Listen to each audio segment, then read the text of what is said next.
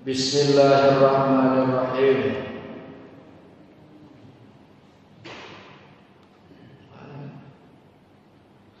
Wa faraiduha, dan fardu-fardunya salat Jumat, salah satun itu ada 3. Jadi kemarin sudah dibahas syarat wajib salat Jumat, syarat sah salat Jumat, dan sekarang rukun salat Jumat atau fardu salat Jumat. Salah satu itu ada 3. Khutbatani, yang pertama khutbah yaqumu fihima, dengan keadaan berdiri. Jadi rukun Jumat yang pertama adalah khutbah, 2 khutbah dalam keadaan berdiri. Itu kalau khatibnya sanggup berdiri. Bagaimana kalau khatibnya tidak berdiri karena saking sepuhnya, kemudian khatib tetap sah. Jadi khatib sambil duduk sah. Ya sakit gitu ya. Itu sah. Untuk membedakan nanti dia antara 2 khutbah, berarti dia diam sejenak. Itu 2 khutbah. Jadi khutbah itu harus 2 kali. Diselang duduk. Nah, ini yang kedua. Wa yajlisu bainahuma, dan duduk di antara 2 khutbah. Duduk di antara 2 khutbah itu menjadi rukun. Kalau yang dengerin mah ya nggak usah berdiri, nggak usah duduk, duduk emang duduk, gak ada duduk. Dengerin mah. Cuman ini yang lagi khatib itu harus duduk dulu, kemudian lanjut khutbah kedua. Wa an tusalliya rak'ataini fi jama'atin, dan yang ketiga salat 2 rakaat berjamaah.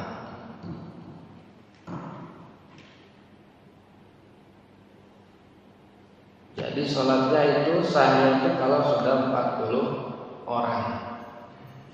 Itu.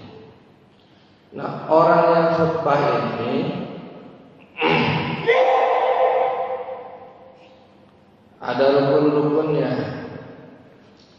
Rukun khutbah itu ada 5. Pertama, hamdulillahi ta'ala, mengucap alhamdulillahi rabbil alamin. Tsumma sholati ala Rasulillah sallallahu alaihi wasallam. Yang kedua, sholawat kepada Kanjeng Nabi Muhammad sallallahu alaihi wasallam. Dan ini hamdalah, alhamdulillah dengan sholawat itu lafadznya ditentukan. Alhamdulillahirabbil alamin, wassalatu wassalamu ala sayyidina Muhammadin wa ala alihi wa sahbihi ajma'in. Nah gitu minimal. Variasinya banyak. Pakai innal hamdalillah, tapi hamdunya sudah harus ada. Hamdunya, pujinya harus jelas. Alhamdulillah dengan sholawat. Enggak boleh kelewat. Kalau kelewat berarti lewat rukun khutbahnya. Rukun khutbahnya kelewat berarti ya khutbahnya tidak sah. Tidak sah khutbahnya berarti tidak sah sholat Jumatnya. Kemudian yang ketiga, wasiat bittaqwa, wasiat takwa. Nah, wasiat takwa mah lafadznya tidak ditentukan. Amma ba'du, fa ya ayyuhan nas ittaqullaha faqad fazal muttaqun. Wa qira'atu ayat yang ke berapa 4 adalah membaca ayat Al-Quran dalam salah satu 2 khutbah itu. Yang ketiga, yang kelima, mendoakan orang mukmin dan mukminat pada khutbah yang kedua. Para ulama kita sudah hebat membuat naskah khutbah itu dengan mukadimah saja sudah mencakup rukun semuanya. Contoh tadi, Alhamdulillahirabbil alamin wassalatu wassalamu ala sayyidina Muhammadin wa ala alihi wa sahbihi ajma'in. Amma ba'du, fa ya ibadallah ittaqullaha faqad fazal muttaqun. Sudah berapa tuh rukunnya? Alhamdulillah, sholawat, wasiat taqwa. Ya kan? Qala Allah Ta'ala fil Qur'anil Karim, Bismillahirrahmanirrahim. Ya ayyuhalladzina amanu taqullaha haqqa tuqatih wa la tamutunna illa wa antum muslimun. 4 rukunnya selesai. Udah gitu, nah langsung bisa.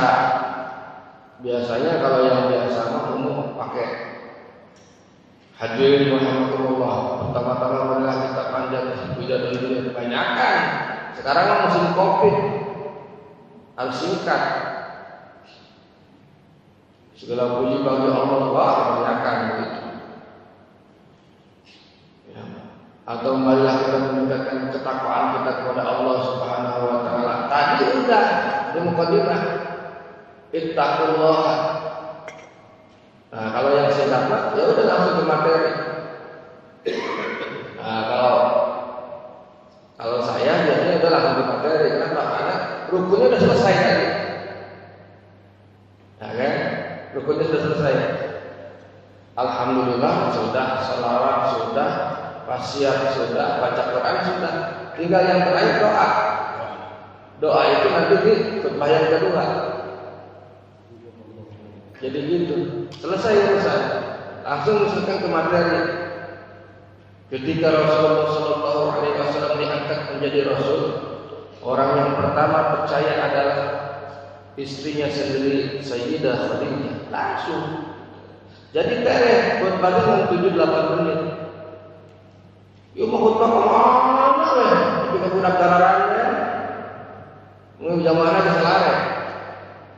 Itu. Jangan begitu kita mah generasi sekarang.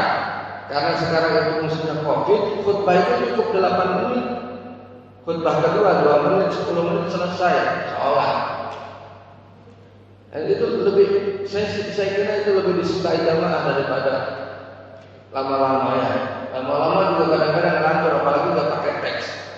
Nah, ada perbedaan yang mencolok antara khutbah dengan ceramah.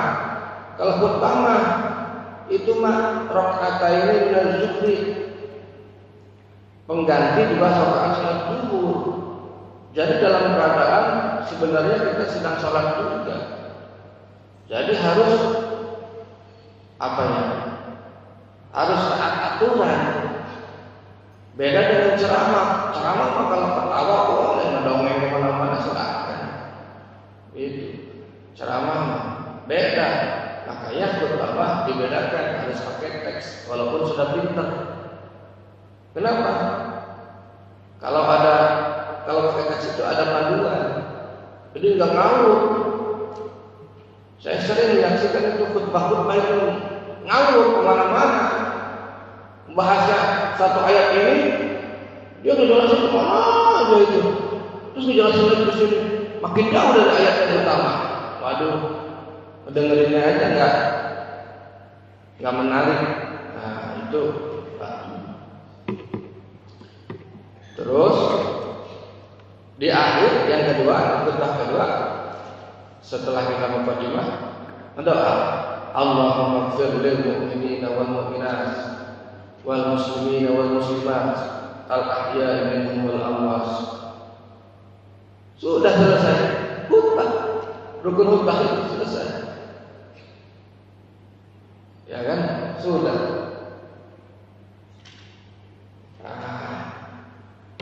Itu sebenarnya itu rukunnya. Ini diterima. Terus ngapain panjang-panjang? Panjang tak keharti. Khutbah panjang-panjang tapi nggak keharti. Jamaahnya pas pulang, tadi ngomongin apa khotib? Nggak tahu. Waduh, repot. Jadi khutbah itu di samping sebagai kita ini melaksanakan sholat Jumat, ya, memenuhi kewajiban, juga sebagai sarana dakwah. Dakwah kira-kira orang setelah didakwahi itu ada oleh-oleh, ada keingetannya. Ini memang gitu. Dan disyaratkan khutbah itu harus keras didengar oleh 40 orang. Minimal harus didengar oleh 40 orang khutbah itu. Jadi kalau khutbah pelan-pelan,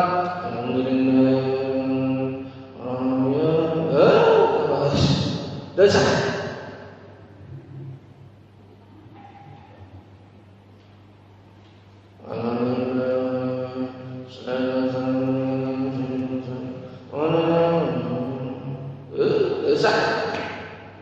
Khutbah itu harus terdengar 40 orang. Tidak terdengar oleh 40 orang ini tidak. Ini syaratnya. Tidak. Dan disyaratkan itu berkesinambungan, bersambung antara khutbah, antara kalimat khutbah dan antara dua khutbah. Maksudnya gini, jangan dilamain. Alhamdulillahirabbil alamin. Dia mulai cicing. Iya, yang di tempat batu. Iya, yang gagal itu. Ya kan? Dan berkesinambungan antara dua khutbah. Sudah khutbah selesai, khutbah pertama selesai, duduk, kemudian kita duduknya itu ukuran segimana? Ukuran kita tumanina dalam duduk di antara dua sujud. Berarti ukuran baca tasbih Subhana rabbiyal azim wa bihamdihi atau rabbil izzati wal hamdi. Ya ukuran itulah.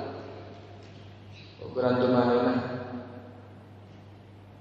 Atau ukurannya selawat. Biasanya di masjid-masjid lain lah, kalau duduk dua khutbah si Bilal baca selawat, Allahumma sholli ala sayyidina Muhammad wa ala ali sayyidina Muhammad. Itu teh di samping baca selawat itu ngukur duduk khatib. Itu rahasianya, ngukur duduk khatib supaya tonggal candeng tong dilatih.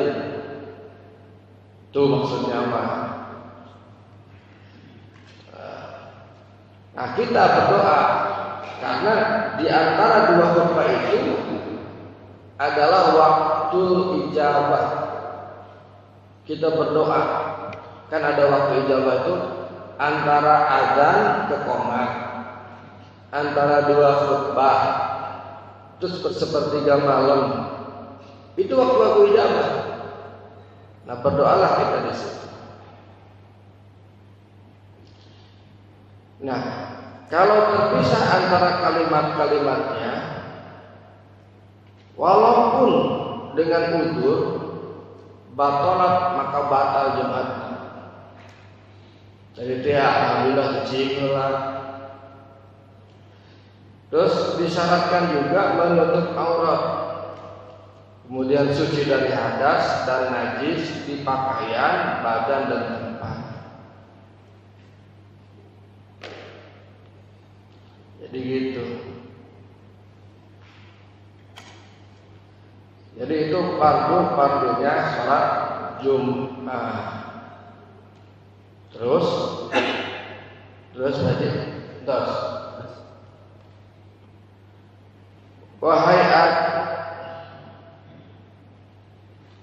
Wahayatuha dan sunat-sunat hayat sholat Jumat. Arba'u khisalin, ada 4 perkara. Al-ghuslu yang pertama mandi. Wa tanziful jasadi, bebersih badan. Yang kedua bebersih badan. Walabsu siyabil bid, dan yang ketiga memakai pakaian putih. Wa akhlud dufri, yang keempat memotong kuku.